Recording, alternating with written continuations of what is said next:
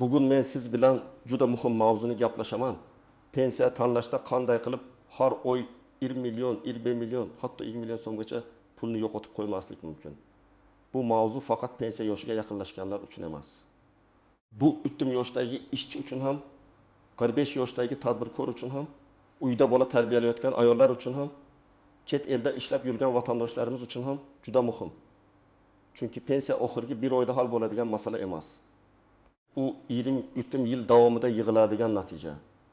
Men bugun pensiya jamg'armasi, ish staji, ish haqi, badallar, imtiyozli pensiya, hujjatlar va eng ko'p uchraydigan xatolar haqida oddiy tilda tushuntirib beraman. Videoni oxirigacha ko'ring. Chunki aynan oxirida sizga qadam-qadam nima qilish kerakligini aytaman. Hozirning o'zida kanalga obuna bo'ling, videoga like bosing. Chunki bu ma'lumot sizga yoki ota-onangizga real pulni saqlab qolishi mumkin. Oldin pensiya masalasi ko'pchilik uchun juda oddiy ko'rinardi. Odam ishlaydi. Mehnat daftarchasiga yozuv tushadi. Pensiya yoshi kelganda hujjatlarni topshiradi va davlat unga pensiya tayinlaydi. Ko'pchilik ishlagan bo'lsam bo'ldi. Pensiya chiqadi deb o'ylardi. Lekin amalda hamma narsa bunchalik sodda emas. Avvallari asosiy e'tibor mehnat daftarchasidagi yozuvlarga qaratilgan.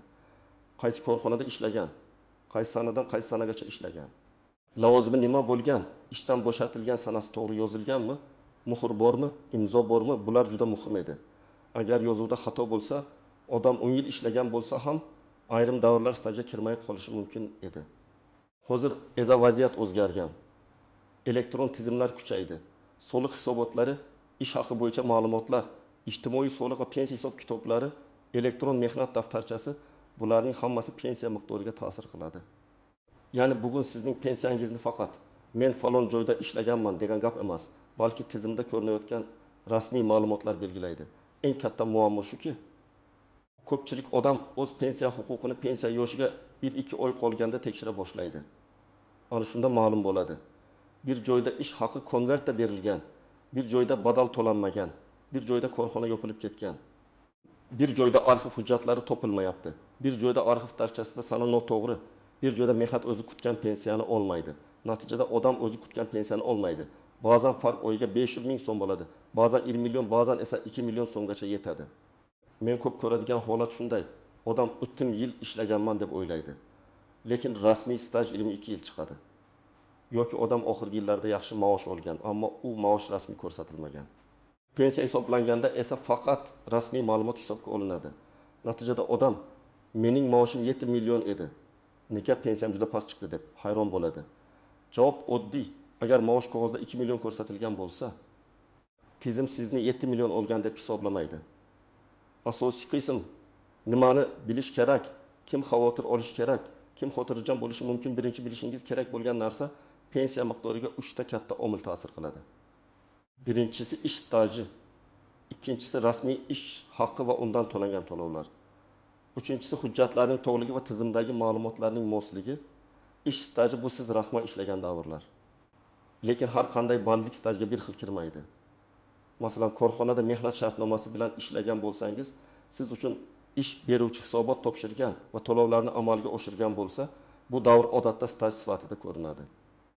Ammo siz tanish orqali og'zaki kelishuv bilan ishlagan bo'lsangiz, ish haqi naqd berilgan bo'lsa, mehnat shartnomasi bo'lmagan bo'lsa, bu davrni keyin isbotlash qiyin bo'ladi. Misol keltiraman. Deylik, Akmal aka 1995 yildan 2025 yilgacha 30 yil ishlagan.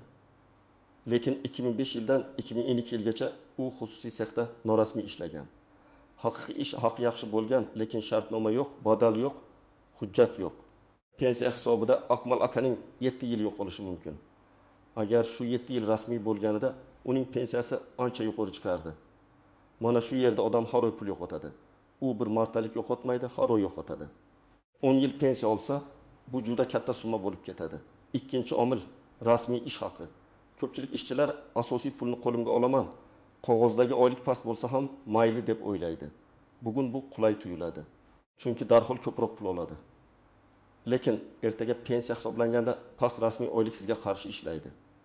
Agar odam yil davomida real 60 ming so'm olgan bo'lsa-yu, rasmiy maoshi 1 million so'm ko'rsatilgan bo'lsa, pensiya tizimi uni 21 millionlik ishchi sifatida ko'radi. Bu juda katta farq. Masalan, Dilnoz opa tikuvchilik korxonasida 15 yil ishlagan. Qo'liga 4 million so'm olgan, lekin rasmiy oyligi uzoq vaqt minimal darajada ko'rsatilgan. U pensiyaga yaqinlashganda ma'lumotlarni tekshiradi va rasmiy ish haqi past bo'lganini ko'radi.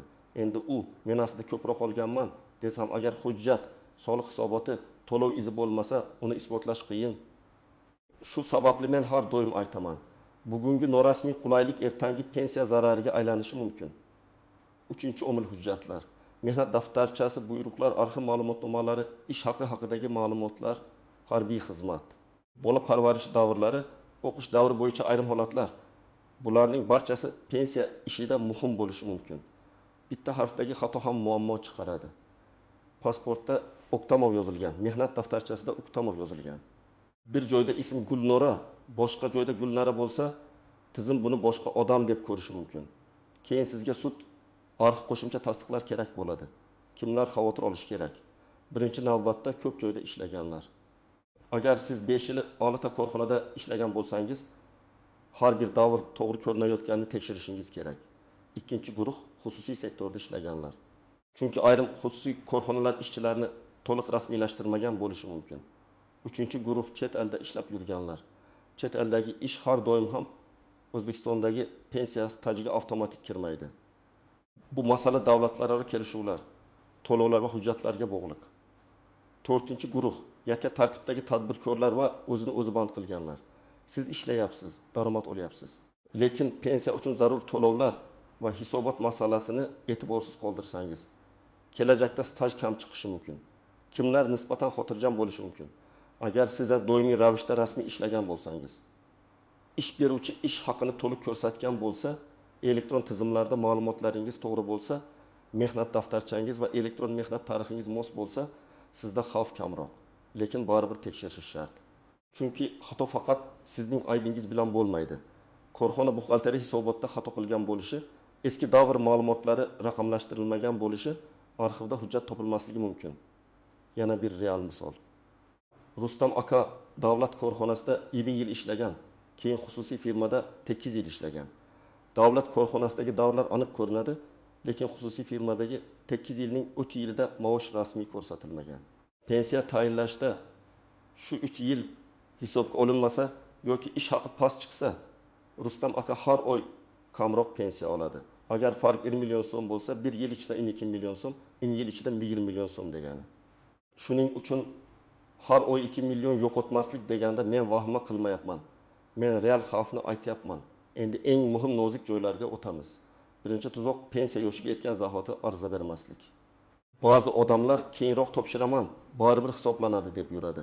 Pensiya tayinlashda ariza berilgan sana muhim bo'lishi mumkin. Agar siz o'z vaqtida murojaat qilmasangiz, ayrim davrlar uchun to'lovni yo'qotishingiz ehtimoli bor.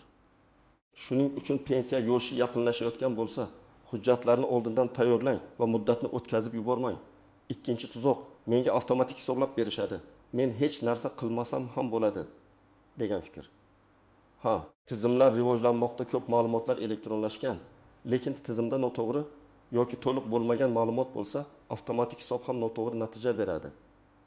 Kompyuter sizning hayotingizni bilmaydi. Kompyuter faqat kiritilgan ma'lumotni ko'radi. Agar 1919-yildagi ish davringiz tizimda yo'q bo'lsa, uni siz ko'rsatishingiz, tasdiqlashingiz kerak. Uchinchi tuzoq, ish haqi bo'yicha ma'lumotni faqat oxirgi yildan izlash. Pensiya hisobida turli davrlar va qonuniy tartiblar rol o'ynashi mumkin. Qaysi davrdagi ish haqi hisobga olinadi? Qanday koeffitsiyentlar qo'llanadi? Maksimal cheklov bormi? Ayrim davrlar bo'yicha hujjatlar kerakmi? Bularni pensiya jamg'armasi mutaxassisi yoki rasmiy kalkulyatorlar orqali aniqlash kerak. Men tavsiya qiladigan yondashuv shunday. Faqat oxirgi oyligim yaxshi deb xotirjam bo'lmang. Butun mehnat tarixingizni tekshiring. 4-tuzoq, imtiyozli pensiya masalasi. Ba'zi kasblar og'ir, zararli yoki alohida sharoitlarda bo'ladi. Bunday hollarda qonunchilikda imtiyozlar bo'lishi mumkin. Lekin imtiyoz o'z-o'zidan berilmaydi. Lavozim nomi, ish sharoiti, attestatsiya, buyruqlar, ish joyining toifasi, tasdiqlovchi hujjatlar muhim. Masalan, odam zararli sharoitda ishlaganini aytadi, lekin hujjatda oddiy lavozim yozilgan bo'lsa, imtiyozli stan isbotlash qiyinlashadi. Shu sababli ayniqsa kon, kimyo, metallurgiya, tibbiyotning ayrim yo'nalishlari, transport, pedagogika va boshqa maxsus sohalarda ishlaganlar o'z hujjatlarini oldindan tekshirishi kerak. 5-nozik nuqta ayollar uchun bola parvarishi davrlari. Ko'p ayollar ish faoliyatida tanaffus qilgan bo'ladi. Bola tug'ilishi, parvarish, ta'tili, uyda o'tirish davrlari pensiya hisobida turlicha ahamiyatga ega bo'lishi mumkin. Bu yerda tug'ilganlik haqidagi guvohnomalar, ish joyidan buyruqlar, ta'til hujjatlari muhim. Men ayollarga alohida aytaman, men ishlamaganman, demak hech narsa hisobga kirmaydi deb o'ylamang. Ayrim davrlar qonuniy tartibda inobatga olinishi mumkin, lekin buni hujjat bilan ko'rsatish kerak. 6-tuzoq chet eldagi ish. Masalan, odam 10 yil Rossiyada, Qozog'istonda, Koreyada yoki boshqa davlatda ishlagan. U yerda rasmiy ishlagan bo'lishi mumkin. Lekin bu O'zbekistonda pensiyaga qanday ta'sir qiladi? Bu savolga umumiy javob berib bo'lmaydi. Chunki har bir davlat bilan kelishuv, to'langan badallar ish beruvchi hujjatlari. Yashash va ishlash maqomi muhim. Agar siz chet elda ishlagan bo'lsangiz, ish shartnomalari, maosh ma'lumotlari, soliq yoki ijtimoiy sug'urta to'lovlari haqidagi hujjatlarni saqlang. Tarjima va notarial tasdiq kerak bo'lishi mumkin. Eng yomoni 10 yil ishlab hech qanday hujjat saqlamaslik. 7-nozik nuqta yakka tartibdagi tadbirkorlar. Tadbirkor men daromad qildim, soliq to'ladim deydi. Lekin pensiya uchun aynan qaysi to'lov, qaysi davrlar? Qanday tartibda hisobga olinishi muhim. Tadbirkorlik guvohnomasi borligi avtomatik ravishda yuqori pensiya degani emas. Agar siz tadbirkor bo'lsangiz, shaxsiy kabinetingizda to'lovlaringizni tekshirib boring. 1 oy, 2 oy emas. Har yili tekshirish kerak. 8-tuzoq minimal pensiya ham yetadi deb beparvo bo'lish. Bugun minimal daraja yetadigandek tuyulishi mumkin. Lekin 65 yoshdan keyin xarajatlar kamaymaydi. Aksincha ko'payadi. Dori-darmon, shifokor, kommunal to'lovlar, oziq-ovqat, nevaralarga yordam hammasi pul talab qiladi. Shuning uchun pensiya miqdori 500 ming yoki 1 million so'mga farq qilishi sizning hayot sifatingizga bevosita ta'sir qiladi. Endi eng foydali qism. Siz bugundan boshlab nima qilishingiz kerak? Men buni oddiy qadamlar bilan tushuntiraman. Birinchi qadam, o'z mehnat tarixingizni tekshiring. mypinkod.uz yagona interaktiv davlat xizmatlari portali, soliq organlarining shaxsiy kabinetlari, elektron mehnat daftarchasi va pensiya jamg'armasining rasmiy xizmatlari orqali siz haqingizdagi ma'lumotlarni ko'rishga harakat qiling. Agar internetdan foydalana olmasangiz, yaqinlaringizdan yordam so'rang yoki davlat xizmatlari markaziga boring. Ikkinchi qadam, mehnat daftarchangizni ko'zdan kechiring. Har bir yozuvda ishga kirgan sana, bo'shagan sana, buyruq raqami, korxona nomi, lavozim, imzo va muhr bor yo'qligini tekshiring. Ism familiyangiz pasportdagi bilan mosmi, tug'ilgan sana to'g'rimi, korxona nomi tushunarli yozilganmi? Bularning hammasiga qarang. Agar xato topsangiz, hozir tuzatishga kirishing. Pensiya yoshiga 1 oy qolganda buni qilish ancha qiyin bo'ladi. 3-qadam, eski ish joylaringiz bo'yicha hujjat yig'ing. Agar korxona ishlayotgan bo'lsa, kadrlar bo'limidan yoki buxgalteriyadan ish davringiz va ish haqi haqida ma'lumotnoma oling. Agar korxona yopilgan bo'lsa, arxivga murojaat qiling. Tuman yoki shahar arxivlari, idoraviy arxivlar. Korxonaning huquqiy vorisi bo'lishi mumkin. Siz arizada aniq yozishingiz kerak. Qaysi korxonada, qaysi yillarda, qaysi lavozimda ishlagansiz, qanday ma'lumot kerak? Masalan, 1999 yil 1 martdan 2006 yil 25 avgustgacha falon korxonada ishlagan davrim va ish haqim bo'yicha arxiv ma'lumotnomasini berishingizni so'rayman. 4-qadam, rasmiy ish haqingizni tekshiring. Agar siz hozir ishlayotgan bo'lsangiz, ish beruvchidan hisob-kitob varaqasini so'rang. Shaxsiy kabinetingizda ijtimoiy soliq va ish haqi bo'yicha ma'lumotlar to'g'ri aks etayotganini ko'ring. Agar qo'lingizga 6 million olib, qog'ozda 2 million ko'rsatilayotgan bo'lsa, biling, bu kelajak pensiyangizga zarar. Men bilaman, ko'pchilik ish beruvchi rozi bo'lmaydi deydi. Lekin siz hech bo'lmaganda xalqni tushunishingiz kerak. Har oy norasmiy olingan pul bugun yoqimli, lekin ertaga pensiyada sizni qiynaydi. 5-qadam, pensiya jamg'armasi bo'limiga oldindan murojaat qiling. Pensiya yoshi kelishini kutmang. 2-3 yil oldin borib maslahat oling. Mening stajim qanday ko'rinmoqda? Qaysi davrlar tasdiqlanishi kerak? Qanday hujjatlar yetishmayapti? Imtiyozli pensiya huquqim bormi deb so'rang. Bu savollarni yozib boring, og'zaki gapdan tashqari. Kerak bo'lsa rasmiy murojaat ham qiling. 6-qadam, hujjatlar papkasini tayyorlang. Unda pasport yoki ID karta nusxasi, mehnat daftarchasi nusxasi, diplomlar, harbiy bilet, nikoh yoki familiya o'zgarganini tasdiqlovchi hujjatlar. Bolalarning tug'ilganlik guvohnomalari, ish haqi ma'lumotnomalari, arxiv javoblari, tadbirkorlik va soliq to'lovlari bo'yicha hujjatlar bo'lsin. Hamma narsani bitta joyda saqlang. Elektron nusxalarini ham telefon yoki fleshkada saqlang. 7-qadam. Agar rad javobi yoki past hisob kitob chiqsa, darhol rozi bo'lib ketmang. Siz hisob kitobni tushuntirib berishlarini so'rashga haqlisiz. Qaysi davr kirmagan, qaysi maosh olinmagan, qaysi hujjat yetishmayapti, buni aniqlang. Agar asos bor deb hisoblasangiz, qo'shimcha hujjat topshiring. Yuqori tashkilotga murojaat qiling. Zarur bo'lsa sud tartibida huquqingizni himoya qiling. Ba'zan bitta arxiv ma'lumotnomasi odamning pensiyasini sezilarli oshiradi. 8-qadam. Yosh bo'lsangiz ham hozirdan rasmiylikni talab qiling. 25 yoshdagi odam pensiyagacha hali uzoq deydi. Lekin 25 yoshda yo'qotilgan 5 yil keyin 6 yoshda muammo bo'ladi. Har bir ish joyingizda shartnoma qiling.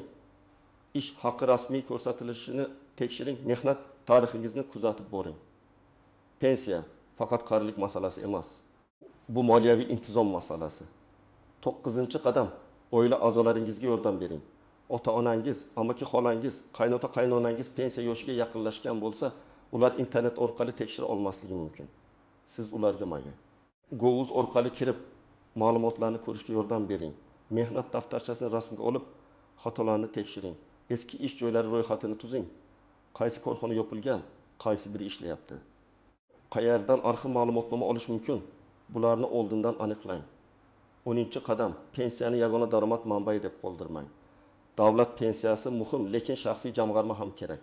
Agar imkoningiz bo'lsa, bank omonati, uzoq muddatli jamg'arma, mulk, qo'shimcha kasb, farzandlarga qaram bo'lib qolmaslik uchun kichik moliyaviy reja tuzing.